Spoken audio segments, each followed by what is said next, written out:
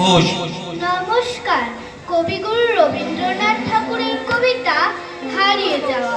ছোট্ট আমার মেয়ে সঙ্গিনীদের ডাক শুনতে পেয়ে সিঁড়ি দিয়ে নিচের তলায় যাচ্ছিল সে নেমে।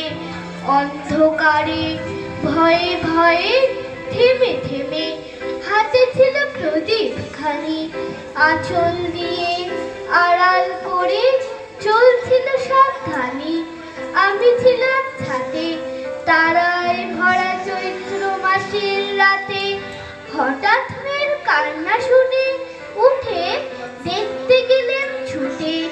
সিঁড়ির মধ্যে যেতে যেতে প্রদীপটা তার নিভে গেছে বাতাসেতে। শুধায় তারে, কি হয়েছে বামি? সে কেঁদে কয় নিচে থেকে, হারিয়ে গেছি আমি তারায় ভরা চৈত্র মাসের রাতে। ফিরে গিয়ে ছাতে মনে হলো আকাশ পানে চেয়ে আমার বামির মতোই যেন অমনিকে এক মেয়ে।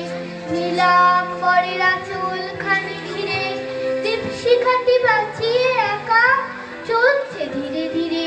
দীপ্ত যদি আলো